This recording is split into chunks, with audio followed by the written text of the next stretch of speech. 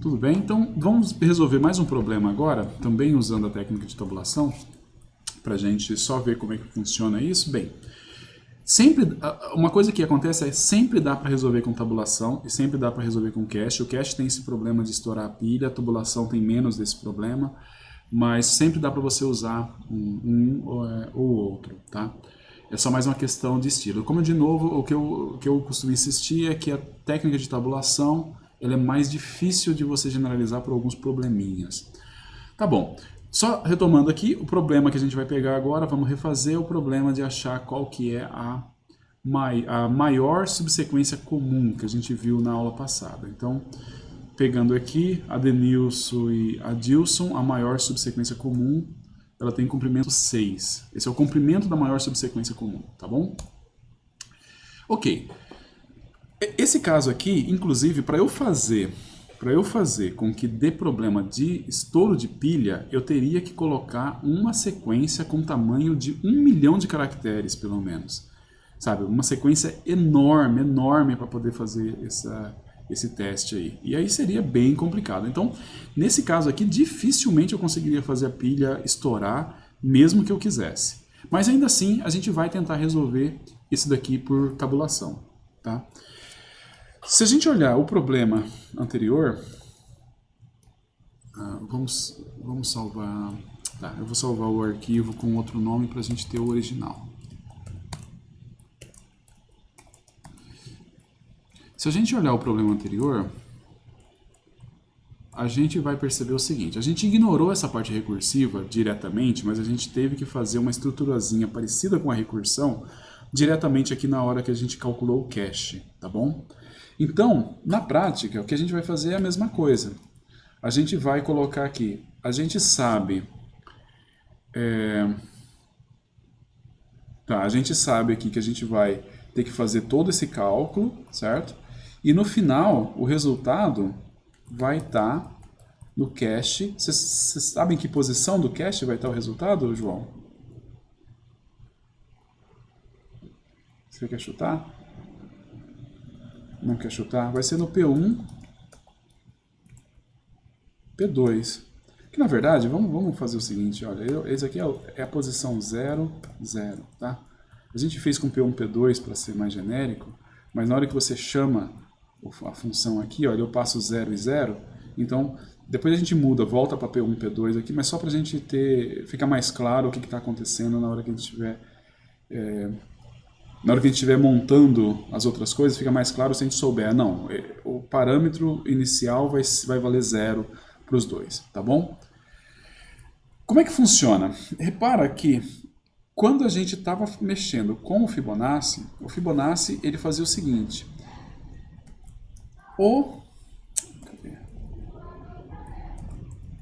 Quando a gente estava fazendo com o Fibonacci... O caso base era o 0 e o 1. O 0 e o 1 era o caso base. Então o que a gente fez? A gente começou colocando o caso base aqui e foi preenchendo o resto da tabela. Olha a dificuldade que a gente tem aqui nesse caso. Nesse caso, o 0 não é o caso base. O 0, na verdade, é onde está a solução. Então eu tenho que terminar de preencher a tabela pelo 0, 0. Então... Na hora que você for fazer isso, você já tem que começar a pensar que eu vou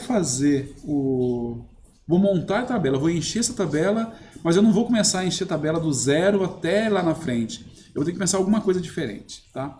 Bem, talvez não tenha ficado muito claro o que eu estou querendo dizer, mas eu estou dizendo o seguinte, olha, a estrutura desse cara aqui, para poder fazer ele por tabulação, você vai ter que ser engenhoso para garantir que os casos base já estejam preenchidos na tabela de algum jeito, e quando você vai chamar a recursão, na hora que eu vou fazer a chamada recursiva, seria quando eu vou consultar o cache para a chamada recursiva, o valor do cache tem que estar lá. E aí a gente percebe o seguinte, quando eu quero mexer com o P1, por exemplo, eu preciso que o P1 mais 1 esteja lá, e o P2 mais 1 esteja lá. Então, de certa forma, eu tenho que montar essa tabela de trás para frente. Eu não posso, por exemplo, começar montando 0, 0, tal, porque na hora que eu for montar, tipo, eu vou querer colocar alguma coisa na posição 7, eu tenho que ver, eu tenho que buscar o resultado da posição 8. E aí a posição 8 tem que estar preenchida. Ou seja, a gente tem que pensar algum jeito de preencher essa tabela de tal forma que a gente vai fazer de trás para frente a parada. Bem, vamos lá. Sendo bem concreto. A gente tem aqui, o caso base é quando você chegou no final da string. No final da string o valor é 0, certo? No final de uma string o valor é 0, não interessa o valor da outra. Bem, se uma das duas strings forem 0, você chegou no caso base. Então a gente vai ter que fazer a mesma coisa aqui. A maneira mais direta que eu sei para fazer isso é assim, olha, eu vou com o i variando de 0 i menor ou igual a LP1. LP1 é o comprimento até onde vai a string 1. E aí eu vou fazer o i++. E aqui eu vou fazer com que o cache na posição i, na posição LP2 receba 0. Na prática, eu estou preenchendo todas as situações, todos os casos onde eu estou no final da string 2 com 0. Eu vou fazer a mesma coisa para todos os casos onde eu estou no final da string 1, que aí vai ser o simétrico disso. Vai ser o cache LP1, que é o final da string 1.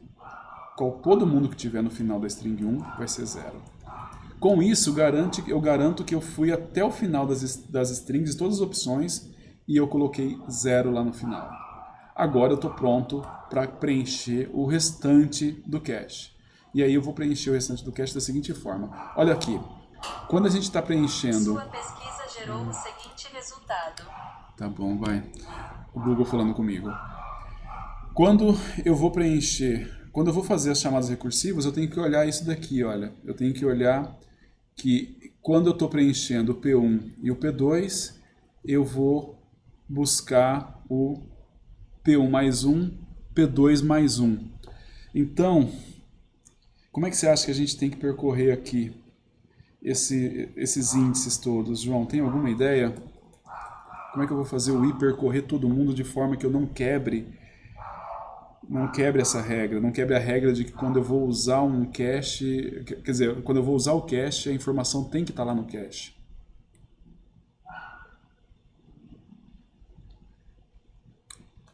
Exato.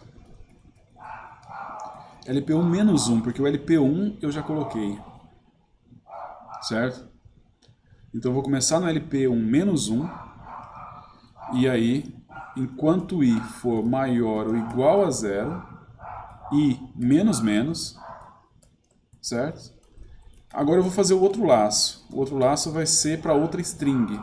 A outra string vai ser vai começar no LP2 menos 1, j maior ou igual a 0, j menos menos.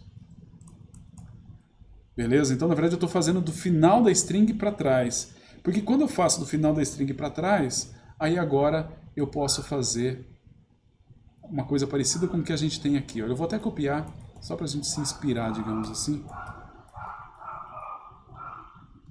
Eu vou copiar esse cara aqui embaixo, que a gente vai fazer um negócio parecido com isso. O que a gente vai ter? Só que aqui, em vez de ser P1... aliás, a gente poderia chamar de P1 só para ficar igual. Em vez de usar I, eu vou usar P1. Aqui também vou usar P1. E aqui eu vou usar P2, que daí o resto fica igual. P2, P2 e P2, certo? Então, o que a gente vai ter? Eu vou declarar aqui um res também. O que a gente tem? A única coisa que a gente tem agora é o seguinte, ao invés de eu calcular que o res é 1 mais a chamada recursiva, o que eu vou colocar aqui? O que você acha, João?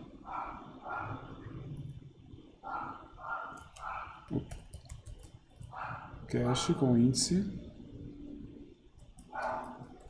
P1 mais 1, P2 mais 1, exatamente. Porque, na verdade, é o que está aqui, né? Olha, é a parte que está aqui da chamada recursiva. Certo? Aqui, mesma coisa. Então, aqui fica fácil. A gente, se é verdade para aquele, vai ser verdade para esse aqui também. Como é que eu vou colocar aqui? Cache. Vamos copiar já. Vai ser igual ao anterior, né? P2 mais 1. Aqui, mesma coisa. Aqui, de novo, você poderia chamar seu primo, né? Para trabalhar para você aqui. Não, não sei, chama o primo tem doutorado em programação dinâmica, né? Teve uma vez que eu fui fazer uma brincadeira dela. Bem, eu vou contar a brincadeira, mas fora da gravação. Não vou deixar isso registrado, não. Tá bom, vamos chegar aqui. Opa.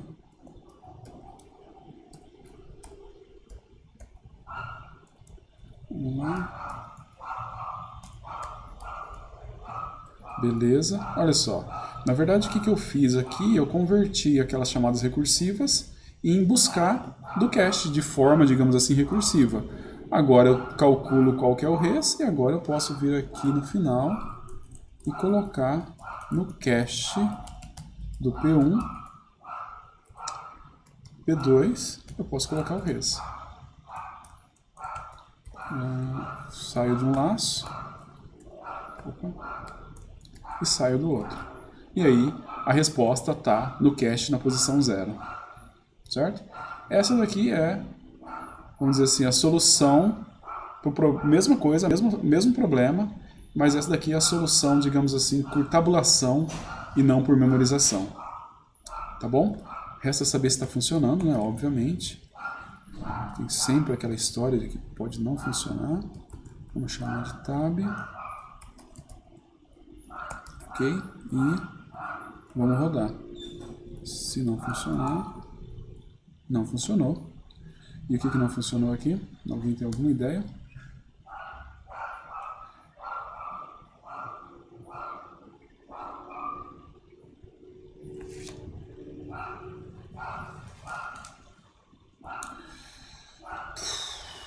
P1 mais 1. Ele vai estar porque o P2 começa no LP1 aqui. Eu sei qual que é o problema. Eu sei o problema. Na verdade, todo o problema está aqui, ó. A gente declarou, de novo, erro, digamos assim, erro primário. A gente declarou um vetor que vai de 0 até... um vetor de tamanho 10. Então ele vai de 0 até 9. Então não existe o LP2, na verdade. Existe o LP2 menos 1. Existe o LP1 menos 1. Entendeu? Então existe 1 a menos de cada um desses aqui. Então, bem, vamos fazer essa correçãozinha aqui, ó. Certo? E aqui, apesar de parecer muito ad hoc quer dizer, muito nas coxas, sendo feito nas coxas, mas na verdade é isso daqui que aconteceu mesmo, tá? Vamos compilar e pôr para rodar. E aí não deu certo ainda. Por quê? Agora, bem, aquele momento que a gente passa vergonha online. O problema está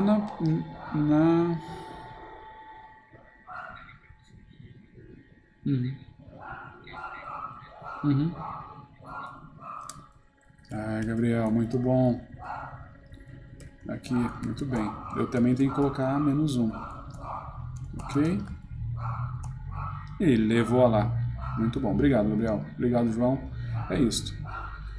Só entendendo aqui o que aconteceu, aconteceu que o LP1 era o comprimento que eu tinha no cache. Mas não era necessariamente a última posição no cache. Porque se você tem um caso de um cara de comprimento 10, a última posição é 9. Então, eu vou fazer o laço, vai até I-1, aqui. Então, na verdade, vamos arrumar esse cara, né? Que é assim, ó. Esse laço é assim, ó. Opa. Beleza? Nós vamos fazer o laço desse jeito aqui. Então, na verdade, eu tenho o laço, ele vai ter que ir, se o comprimento é LP1, então ele tem que ir até LP1 menos 1, certo? Beleza? O Guilherme está escrevendo aqui que sempre confunde esse negócio de tamanho de vetor, de índices. Cara, isso aí é uma das maiores fontes de bugs que você pode imaginar. A nossa sorte, eu sempre falo isso, a nossa sorte é quando ele dá segmentation faults na tua cara, assim. Porque daí você tem tempo de arrumar e ver, putz, o que está acontecendo. Vai lá, arruma e boa, resolveu. Agora, o problema é quando você erra isso, eu poderia ter errado isso de tal jeito que ele não dava segmentation fault. Ele simplesmente me dava o resultado errado. E aí, cara, aí, putz, sabe, aí, ou não, melhor não, pior, dava o resultado certo para esse caso. E aí ficava te esperando um caso bem esquisito lá na frente para poder começar a dar resultado errado. Ou começar a dar segmentation fault. Isso é terrível, é terrível. É a pior coisa que pode acontecer. E muitas vezes o que acontece é erros nesses índicezinhos que a gente usa. E de novo eu falo assim, quando você tiver problema com índice, com malloc, essas coisas, a melhor coisa que pode acontecer para você é que ele dê segmentation fault sempre. Porque se ele não dá segmentation fault sempre, você pode estar em maus lençóis. Mas vamos lá, só para fechar o que a gente tem para ver aqui, nós vimos então a última coisa sobre programação dinâmica que a gente vai ver, que é basicamente, ao invés de você usar memorização, a gente usa tabulação. Tabulação, bem, é tranquilo também, não é nenhuma coisa absurda, certo? Mas ele tem o seguinte problema. A tabulação, ela não é tão generalizável assim. Por exemplo, você já tem... A gente não teve que se preocupar muito com... Por onde que eu começo? Por onde que eu começo a encher o vetor? Começo a encher o vetor por uma ponta, encho o vetor pela outra ponta. Eu tenho que garantir que na hora que eu vou pedir um cara, esse cara tem que estar calculado. Eu não preciso fazer nada disso na memorização. Eu vou lá, mando o brasa e tal. Se tiver, ele usa. Se não tiver, ele calcula e bola para frente. Da próxima vez ele não calcula mais e segue o barco. Então a memorização ele vai ser mais direto. Na tabulação, você tem que tomar esses cuidados. Tem gente que vai direto para tabulação, tá? Porque acha que é mais elegante você fazer direto assim, tá? E se você for procurar, por exemplo, soluções para alguns problemas clássicos de programação dinâmica, é muito provável que você ache a solução por tabulação primeiro, e não a solução por recursão. Mas não quer dizer que seria a solução que viria mais naturalmente. E, de novo, quando usar a solução por memorização versus tabulação, use a tabulação só quando você suspeita que você pode estourar a pilha. Se não, use memorização. Tá bom? Tem mais um último comentário. Memorização tem uma vantagem ainda em relação à tabulação, que memorização só calcula aquilo que precisa ser calculado. Se você tentar resolver esse problema por tabulação, aquele problema da adega que a gente fez na aula passada, por tabulação, cara, aquilo é bem complicado. Você pode até fazer, cara, mas você vai calcular um monte de coisa que provavelmente você não vai usar. Porque você só faz chamadas com alguns valores bem específicos. Então, se você calcula com todo mundo, você provavelmente vai estar fazendo um monte de cálculo que não vai servir para nada também. Já na memorização, não. Você só vai fazer os cálculos dos caras que foram efetivamente chamados, certo? Se a gente pegar aquele da adega e a gente, depois que ele terminou, você olhar o cache e ver quais são os valores que aparecem no cache, você vai ver que tem um monte de -1 lá, quer dizer, posições que não foram usadas, certo? Posições que não foram usadas. Você só refaz os cálculos, só faz os cálculos que você realmente precisou. Você fazer um esquema que você vai fazer tabulação e você vai só calcular aquilo que você realmente precisa na tabulação, não é trivial, certo? Não é trivial. Então, chances há que você vai fazer uma coisa que não é a forma mais otimizada. A versão com memorização, ela vai ganhar de você, porque você não conseguiu otimizar totalmente isso, tá bom? De qualquer forma, seja tabulação, seja memorização, programação dinâmica é legal. Beleza, João? Fechou.